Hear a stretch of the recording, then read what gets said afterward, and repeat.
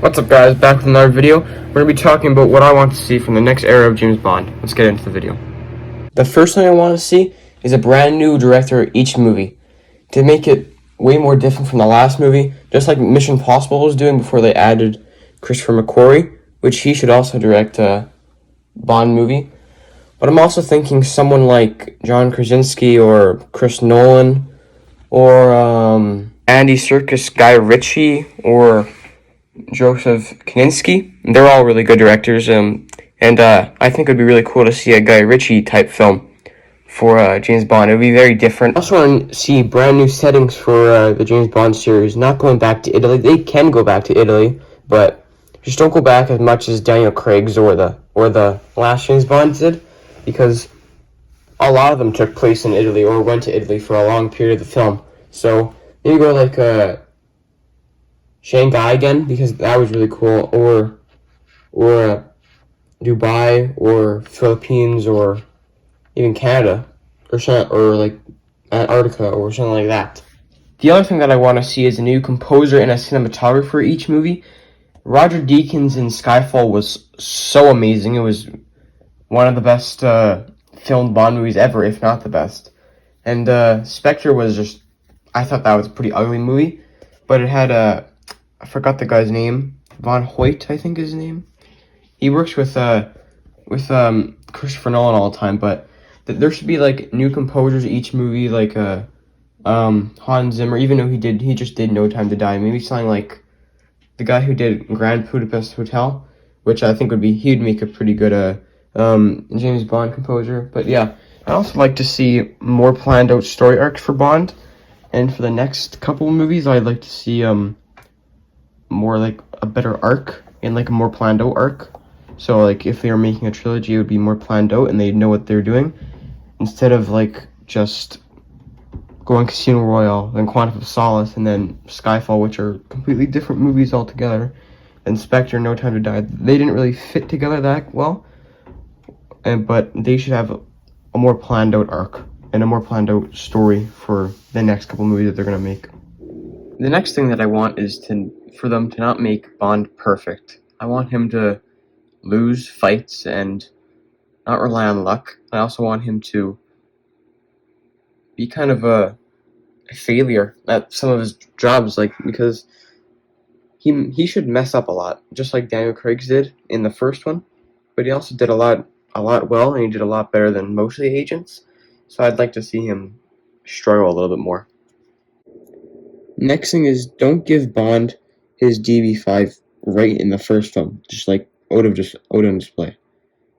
You shouldn't get it until like maybe like the third one or the second one. You should make him work for it, make him become Bond, not already be Bond. So it just gives more story and heart, and it just makes the audience feel better about Bond, and he should also, it should be a more special thing for it to show up, especially now, because it's such a classic. But have the car show up around maybe third act of 2 or 3, because that would show a lot more just like coolness to the movie, because then he's kind of like becoming Bond, and you can see his arc through the whole films, just like in the Daniel Craig ones. Okay, now, after a Bond movie, there should be around a good 4 or 5 years before the next one. That way they have a lot of time to make the story amazing and make the characters amazing, and like I said, plan out them, so it'll be even better. Also, it just gives a lot more class to the series, and the movie's probably gonna be better if it takes longer, because Skyfall took around 4 years after Quantum of Solace, and then Spectre came out around around 2 years after Skyfall, and they said that production was really rushed, and they had 1 year to cram all into Spectre, and you saw how that came out. And same thing with Quantum of Solace. So they should just give a good 4 or 5 years around production time, or pre-production and post-production and filming the movie. yeah, and there just should be a lot more time to make the movie a lot better than it can be.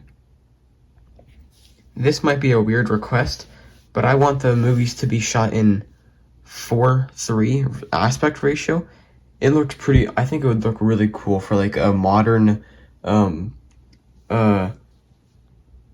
Roger Deakins shot movie that has a 4:3 aspect ratio. If you look at Grand Budapest, that movie looks beautiful. I think that'd look really cool with an actiony, big sets, cool cars, like a big action movie, James Bond movie, and to be shot in 4:3, I think would be really cool to see that. Also, I think it just looks so beautiful because you could really show the sets off, and yeah, and the cinematography can be played with a lot more, and the fighting scenes can be way different from usual boring Jason Bourne style or Mission Impossible style action fights with like just the widescreen. I think it would go back to the origin of Bond, and it'd be pretty cool to go back to the 60s, or like not like in the movie, but like how it's shot would be, I think would be really cool.